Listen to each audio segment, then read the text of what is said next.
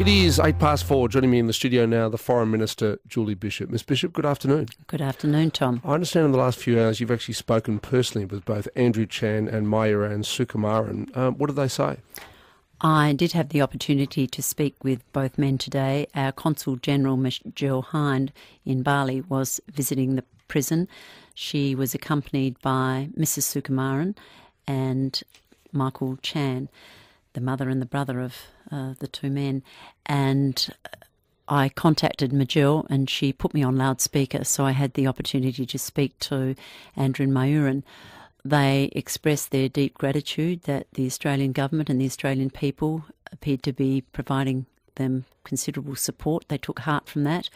We discussed the delay that the Indonesian authorities had announced, and I assured them that we would take this opportunity to continue to press the case with the Indonesian authorities that they should be granted a stay of execution and their clemency pleas should be reconsidered. How did they seem? They both seemed very relieved. I think the delay in the decision to proceed with the planning of these executions came as a great relief to them and obviously to their families. They were keen to get back to doing what they've been doing for the last number of years, and that is Andrew and Myuran have both rehabilitated in the most extraordinary way, and one is a priest and administering pastoral care to prison inmates, and the other is a painter and takes painting classes, and so they were keen to continue with their prison life, such as it is. I know that you and the Prime Minister are doing what you can to plead with the Indonesian government, but do you really think there's anything Australia can do to alter the fate of Chan and Sukumaran? We remain hopeful that Indonesia will understand why we are pressing for a stay of execution, that we oppose it both at home and abroad, and we're not asking the Indonesian government to do anything that they're not doing themselves for their own nationals who face the death penalty elsewhere in the world. Indonesia has been very successful in seeking clemency and stays of execution for Indonesian citizens who face the death penalty, particularly in the Middle East. And we are seeking to do the same for two Australian citizens who I believe are repaying their debt to society. I do not for a moment understate the gravity of their crimes, the seriousness of what they did, but over the last 10 years there's been a remarkable rehabilitation, and I don't believe they should now be paying with their lives. The Prime Minister made a speech today, and he, amongst other things, reminded the Indonesian government that after the Boxing Day tsunami almost a decade ago, Australia gave over $1 billion in aid, both in cash and services. Our military went over there to help out. And also I believe we give Indonesia between $600 and $650 million a year in ongoing aid on top of that.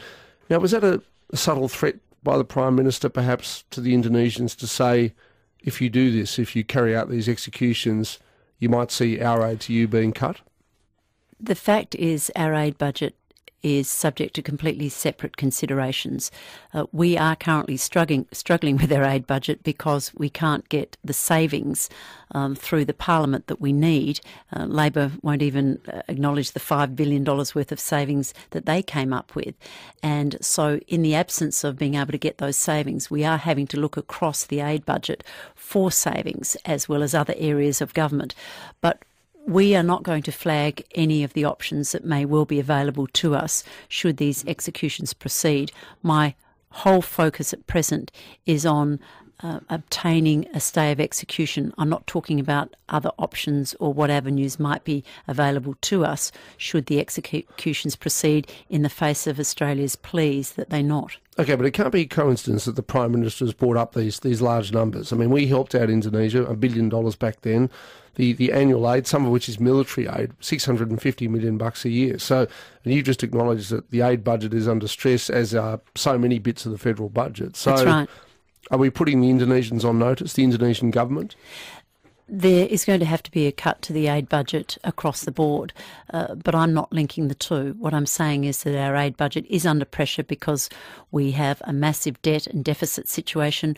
We can't get savings through the Senate, even savings that Labor themselves proposed. There are $5 billion worth of savings that Labor put up but now won't agree to passing. So that means that we have had to announce a further cut to the aid budget. I'm in the process of going through where that will occur. But it is self-evident that Australia is a significant partner of Indonesia. We work closely with them in a range of areas, and we want to ensure that our relationship can be maintained at the highest possible level. This issue of the death penalty is causing tension. It is a challenge, and we have to deal with it. Okay. So, I mean, from what my understanding is that, our aid is reasonably important to the Indonesian government when we are one of their biggest foreign donors. So if we cut it, I mean, is that going to cut our relationships with Indonesia? Not at all. Let me put this in context. The foreign aid budget is a minute proportion of Indonesia's GDP. They have a $1 trillion economy. They are a G20 country. They have one of the largest and growing economies in the world. So foreign aid to Indonesia is different than, say, foreign aid to the Solomon Islands or Nauru or a Pacific Island country. It's a different issue. But I don't want to mix the two issues at present.